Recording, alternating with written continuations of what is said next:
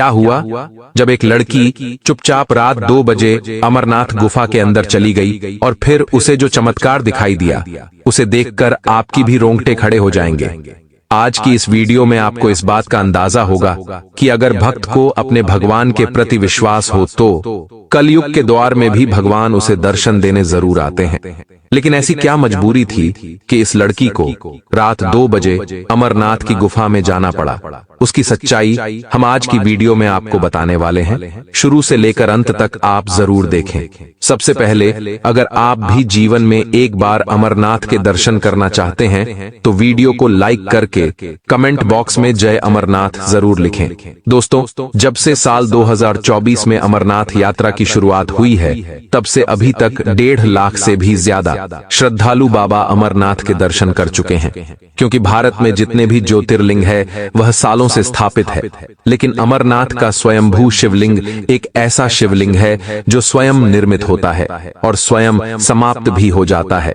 जैसे जैसे चंद्रमा का आकार बढ़ता है, वैसे वैसे हमें इस हिमलिंग का आकार बढ़ता दिखाई देता है और घटते चंद्रमा के साथ साथ इसका आकार घटना भी शुरू हो जाता है। यह महादेव का बहुत बड़ा चमत्कार है। कहते इसी गुफा के अंदर महादेव ने माता पार्वती को अमृता की कथा सुनाई थी। तब से अभी तक इस गुफा को अमरनाथ की गुफा के नाम से जाना जाता है।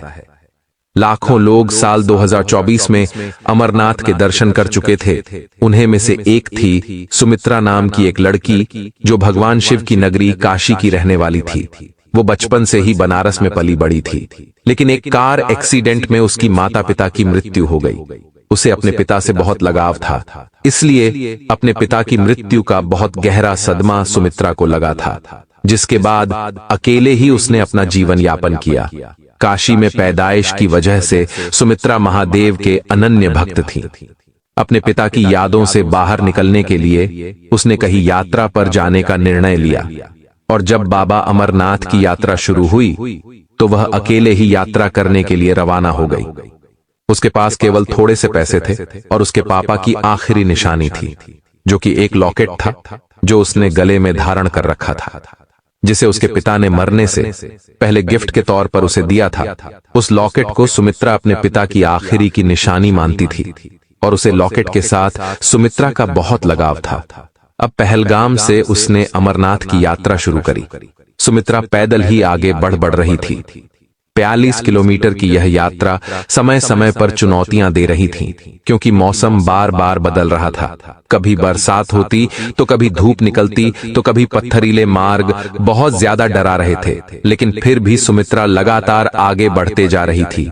3 दिन चुनौतियों को पार करके आखिरकार वह अमरनाथ की गुफा तक पहुंची और बाबा अमरनाथ के बहुत अच्छी तरह से दर्शन किए। लेकिन वह बहुत थक चुकी थी और अपना कैंप वह साथ लेकर आई थी, जिसके कारण अमरनाथ की गुफा के समीप ही उसने अपना कैंप बांध लिया और रात्रि वहीं गुजारने का निश्चय किया।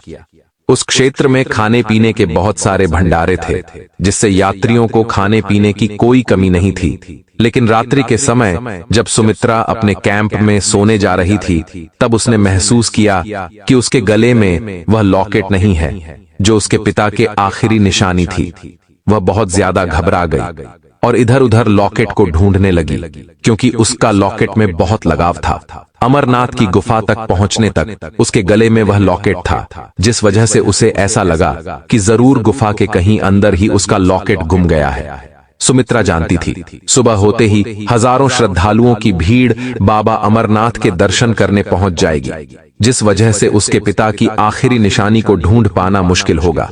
इसीलिए उसने चुपचाप रात के समय अमरनाथ की गुफा में जाने का फैसला किया। लेकिन उसे इस बात का अंदाजा नहीं था, उसका फैसला उसकी पूरी जिंदगी बदलने वाला है। रात्रि के 2 बज रहे थे। इधर उधर अपने लॉकेट को ढूंढती हुई सुमित्रा अमरनाथ की गुफा में एक बार पुनः पहुंची। लेकिन चमत्कार कुछ ऐसा था कि सभी गार्ड अब सुरक्षा कर्मी सो चुके थे और गुफा के अंदर जाने का मार्ग बिल्कुल साफ था। तो मौका पाकर चुपचाप सुमित्रा बाबा अमरनाथ की गुफा में चली गई और इधर उधर मोबाइल की फ्लैश लाइट से अपने लॉकेट को ढूंढने लगी। लेकिन पूरी गुफा जान लेने के बाद भी उसे अपनी पिता के आखिरी निशानी नहीं मिली। तब उसने घुटने टेक कर बाबा अमरनाथ के सामने प्रार्थना करी। उसका कहना था कि मेरा आपके सिवा इस दुनिया में कोई नहीं है और वह लॉकेट मेरे पिता की मरणोपरांत आखिरी निशानी है। कृपया करके किसी भी तरह से मेरा लॉकेट मुझे लौटा दीजिए। और सुमित्रा फूट फूट कर उसी स्थान पर रोने लगी। और जब भक्त निस्वार्थ भाव से कुछ मांगता है या किसी चीज की अपेक्षा रखता है तो भगवान वह चीज उसे जरूर प्रदान करते हैं। कुछ समय सुमित्रा उसी जगह पर बैठी रही। तभी अचानक से एक कबूतर का जोड़ा उसे दिखाई दिया। ऐसा कहते हैं अमरनाथ गुफा में जिसे भी कबूतर का जोड़ा दिखाई देता है उसे काफी नसीब वाला कहा जाता है, क्योंकि यह कबूतर का जोड़ा उस समय से गुफा में है जब महादेव ने माता पार्वती को अमर कथा सुनाई थी। तब से लेकर आज तक और आने वाले कलयुग के अंत तक इन कबूतर के जोड़ों को अमर होने का वरदान मिला है। इनके दर्शन करके सुमित्रा धन्य हुई। तभी उसने देखा कि एक कबूतर के मुंह में उसके पिता की वह आखिरी निशानी, वह लॉकेट था। जब सुमित्रा ने यह देखा तो उसके भी होश उड़ गए। वह समझ चुकी थी कि यह महादेव का ही चमत्कार है और वह इसी रूप में मेरा लॉकेट मुझे लौटा रहे हैं। तभी उस कबूतर ने वह लॉकेट सुमित्रा को देने की बजाय अमरनाथ शिवलिंग के पास रख दिया। लेकिन आखिर उसे कबूतर ने सुमित्रा को वह लॉकेट क्यों नहीं दिया? यह बड़ा हैरान करने वाला विषय था। और अब सुमित्रा उसे शिवलिंग के करीब जाने हेतु सक्षम नहीं थी, क्योंकि बीच में बहुत सारे बैरिकेड्स लगे हुए थे। कुछ समय बाद विचार करने पर उसे एक बात समझ आई कि यह लॉकेट भले ही मेरे पिता की आखिरी निशानी है, लेकिन इस लॉकेट की मौजूदगी की वजह से हमेशा मैं भावनात्मक रूप से कमजोर होती हूँ, गलत निर्णय लेती हूँ और मेरा मोह पिता के प्रति छूट नहीं रहा, जिस वजह से अक्सर मैं डिप्रेशन में रहती हूँ। आज इस कबूतर ने अगर उस लॉकेट को शिवलिंग पर अर्पित किया है तो इसका मतलब यही निकलता है कि महादेव मुझे समझाना चाहते हैं कि दुनिया में जो भी आया और जो भी गया सब उनकी ही रचना है। हमें चाहिए कि हम प्रकृति की इस क्रिया का सम्मान करें और अपनी जिंदगी में अपने भूतकाल को भूलकर वर्तमान पर ध्यान दें और आने वाले भविष्य को सार्थक बनाएं। सुमित्रा को अपना लॉकेट भले प्राप्त नहीं हुआ था, लेकिन मन में एक बहुत संतुष्टि का भाव था, क्योंकि उसके पिता की निशानी महादेव को समर्पित हो चुकी थी, जो वास्तव में बहुत बड़ी बात थी। लेकिन जाने अनजाने में महादेव ने सुमित्रा के साथ जो लीला रची, उस घटना के बाद सुमित्रा कभी भी डिप्रेशन का शिकार नहीं हुई, क्योंकि वह अपनी जिंदगी में आगे बढ़ चुकी थी। अमरनाथ से लौट के पश्चात उसने अपने जीवन में अपनी नई जिंदगी की शुरुआत करी। इसके बाद उसे महादेव की कृपा से बहुत सफलता प्राप्त हुई। इस पूरी घटना से आपको क्या सीख मिलती है, नीचे कमेंट बॉक्स में जरूर बताइएगा। वीडियो पसंद आई तो लाइक करें, चैनल को सब्सक्राइब करके बेल आइकन को प्रेस कर ले। अभी के लिए आप सभी दर्शकों को हर हर महादेव।